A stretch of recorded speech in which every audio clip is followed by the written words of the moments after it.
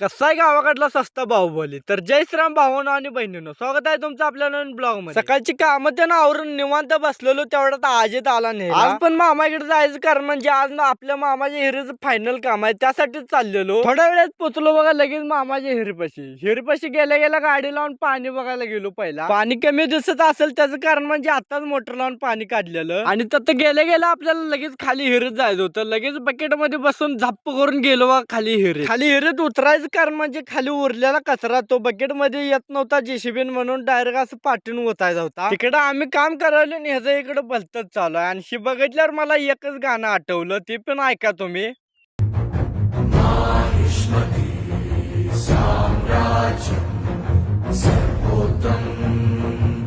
हिरीतलं सगळं ओके मध्ये काम झाल्यानंतर ना बकेट मध्ये बसून वर आलो. तिथनं गाडी काढून गेलो बघा डायरेक्ट मामाच्या घरला. मामात बसलं सगळ्यात पहिला गाडी लावलो आणि वाघ कपडे घालून तयार झाला. आणि तिथनं आपल्याला जायचं होतं वर काकडीच्या बागेत जाऊन सगळ्यात पहिला आंबे झाडाखाली गार सावलीला बसलो. त्यानंतर अशी काकडी तोडून खाल्ली ना आम्ही डायरेक्ट गेलो बघा घरला. घरात जाऊन सगळ्यात पहिला फ्रीज मधलं गार पाणी पिलो आणि त्यानंतर ना गेलो बघा डायरेक्ट हिरीपाशी जाऊन बघतो तर तासावरात लगेच एवढं पाणी आलं. हिरीतलं पाणी पण बघालतो तेवढ्यात भाव आल्यावर मग अजित ते गेले घरला ना आम्ही चौघजण चाललो बघा डायरेक्ट गावात. थोड्या वेळेत पोचलो गावात. त्या दोघांना गावात सोडलो ना आपण गेलो बाबूबाईच्या दुकानात आपल्या. तिथनं आपल्याला थंडा न्यायचा होता घरला. तिथनं थंडा त्यान घेऊन आम्ही जातो घरला. आणि तुम्ही पण जाता जाता आपल्या भावाला फॉलो तेवढं करून घ्या. भेटूया नवीन ब्लॉग मध्ये. धन्यवाद.